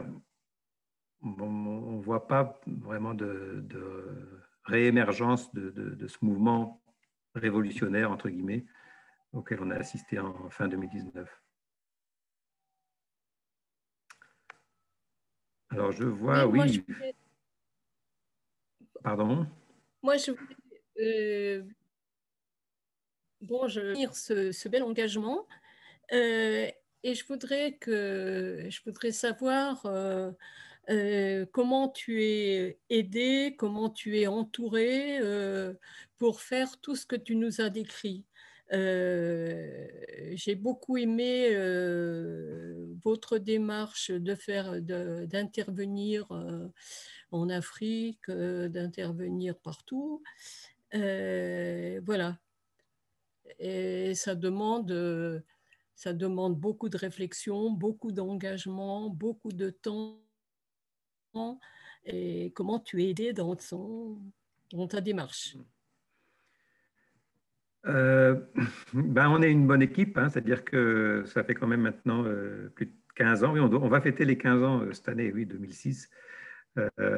Et donc, il y a des personnes qui sont là depuis pas mal d'années avec moi, et notamment les fondateurs, hein, puisque, comme je l'ai dit au début, c'est une initiative, je dirais, 100% libanaise à l'origine, hein. Ce sont des personnes libanaises qui ont voulu se mobiliser ensemble pour lancer cette initiative de commerce équitable. Mais elle s'est étoffée, cette équipe de volontaires, de jeunes. On a eu successivement, hein, pas mal de volontaires français aussi qui sont venus par le système du VSI, les volontaires internationaux. Et donc tout ça a alimenté aussi une réflexion et qu'on capitalise d'année en année.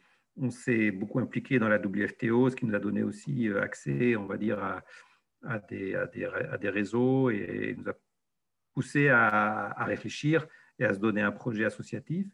Et je dois dire que je ne suis pas rentré dans les détails de la structure, hein, de Fair Trade Lebanon, mais aujourd'hui, on a deux structures en fait. On a une structure commerciale qui achète les produits, qui fait le contrôle qualité, qui fait le suivi, notamment au niveau des standards, de la certification et de l'hygiène pour les produits, et qui ensuite se recherche des marchés pour ces produits.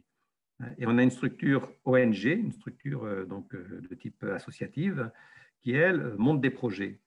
Et donc, parce que finalement, au Liban, il y a toujours eu une offre, si je puis dire, de financement de projets par des bailleurs internationaux, notamment par la France, à travers l'AFD, à travers, j'ai parlé d'un partenariat avec le CCFD, je crois, au tout début, et avec d'autres ONG internationales. On a des programmes soutenus par les États-Unis, un truc qui s'appelle Middle East Partnership Initiative.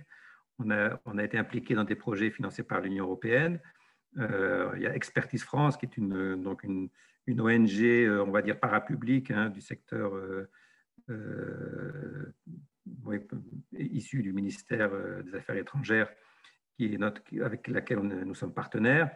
On est partenaire aussi de la GIZ, donc l'équivalent allemand de l'AFD. Donc, tous ces partenariats nous ont poussés, si je puis dire, à nous impliquer dans une problématique plus large que l'aspect purement commercial de l'achat et de la vente de produits.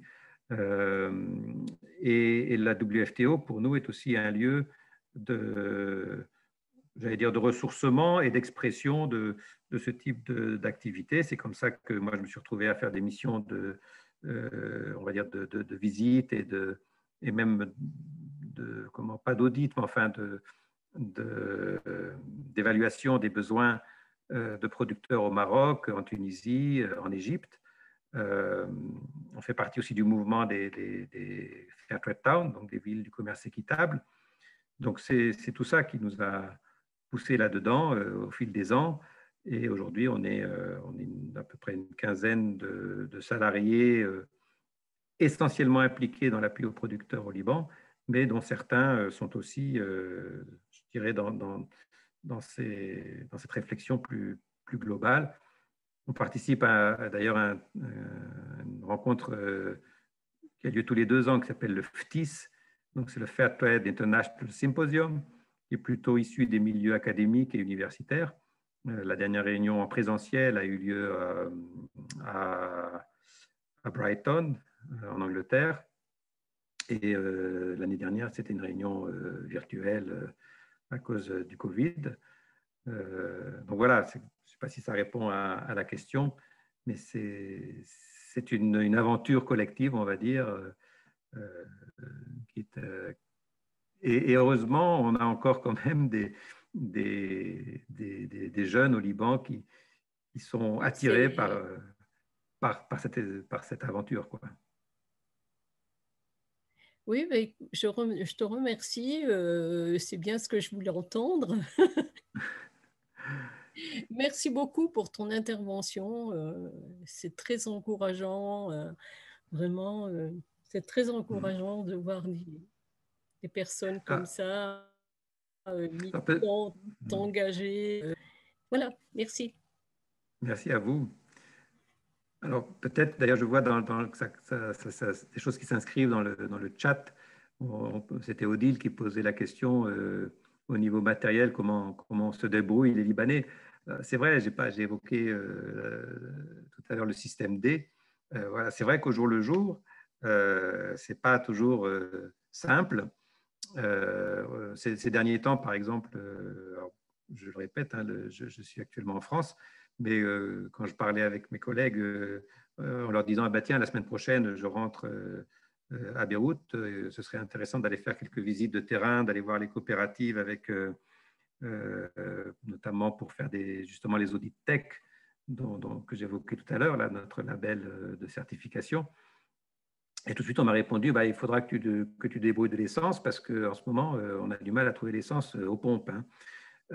Donc voilà, c'est le genre de choses.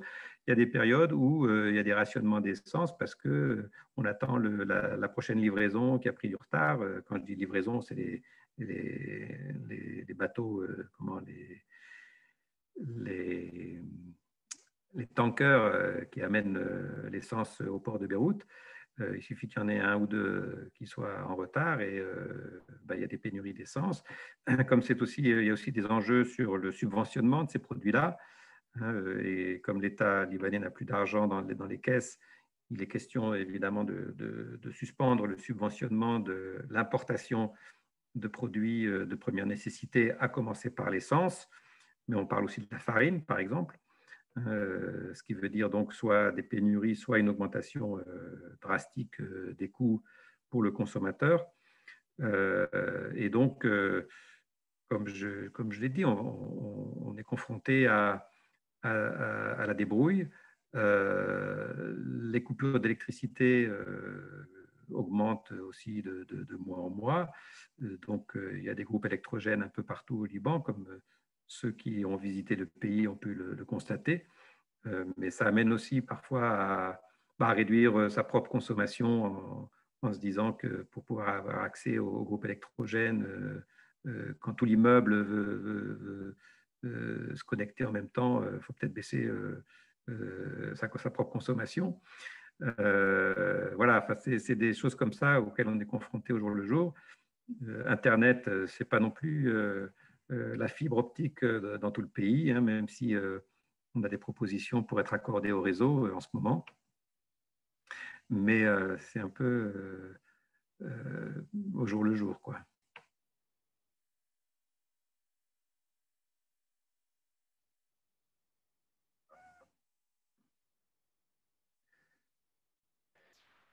Du coup, je ne sais pas s'il y a d'autres questions. Il y a un commentaire de Chantal qui disent que les Libanais se relèvent, sont résilients. Le titre des théories plein d'espoir convient très bien. C'est vrai.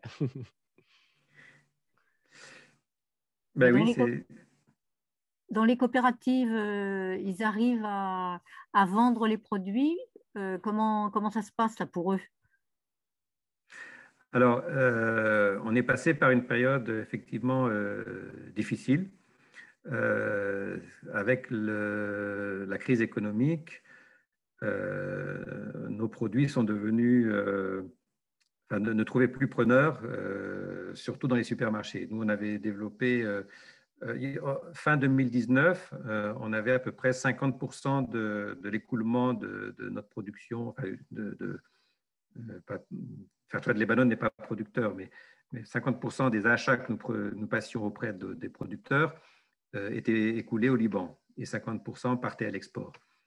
En 6 mois, on va dire, courant 2020, l'écoulement au niveau national est tombé quasiment à zéro. On a juste gardé notre boutique. On a une boutique à Hazmiye, dans la banlieue de Beyrouth. Mais tous les supermarchés avec lesquels nous travaillons, on a arrêté. Et c'est nous qui avons pris la décision d'arrêter, non pas parce qu'il n'y avait plus de commandes, mais parce que les supermarchés ne payaient pas.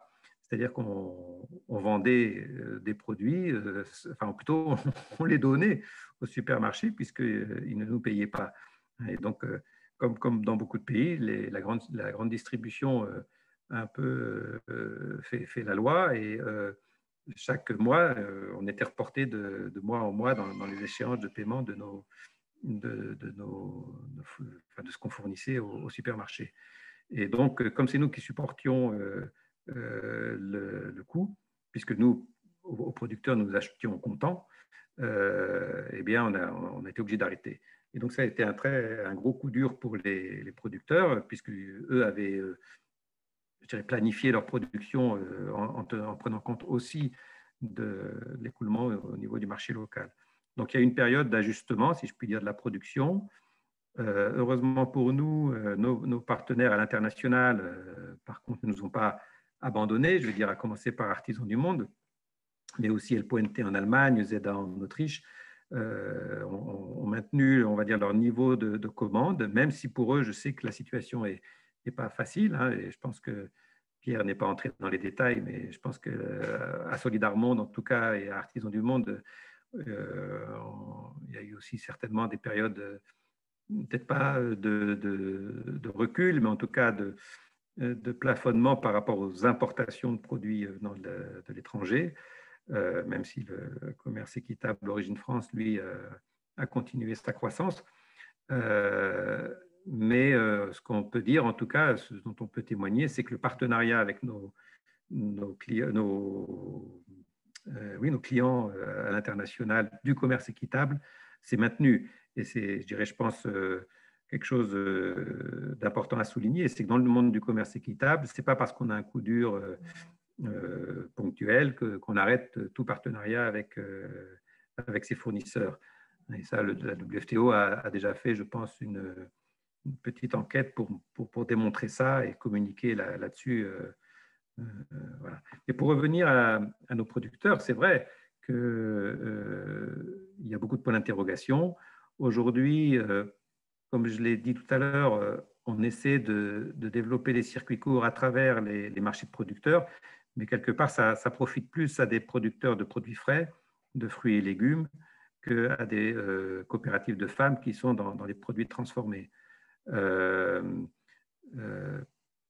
Alors quand même, pour compenser, s'il me reste quelques minutes pour en parler, je ne voudrais pas ne pas citer une opération que nous avons montée juste après, qu'on avait démarré d'ailleurs début de 2020, avant l'explosion du 4 août, mais qui a été renforcée au moment de l'explosion du 4 août.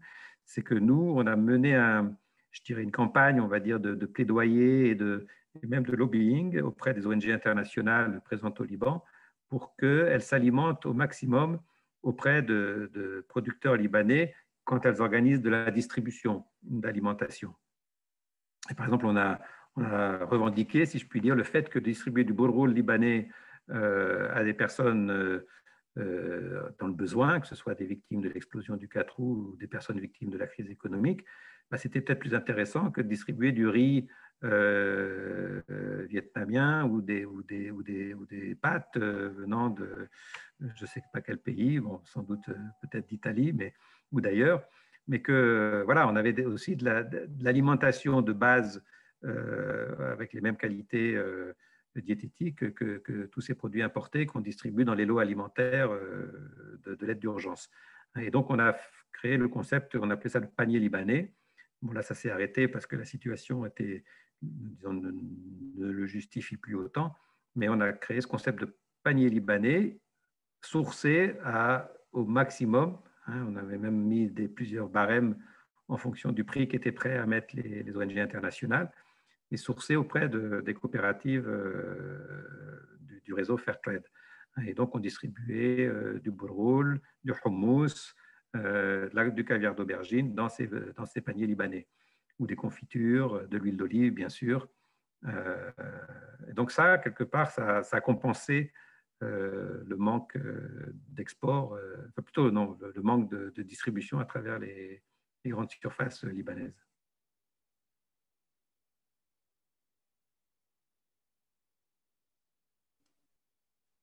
Je crois que d'ailleurs, il y a eu une petite communication au sein du réseau Artisans du Monde, puisque c'est aussi dans ce type d'opération que le crowdfunding que nous avions mené a été utilisé dans la fabrication de ces paniers libanais,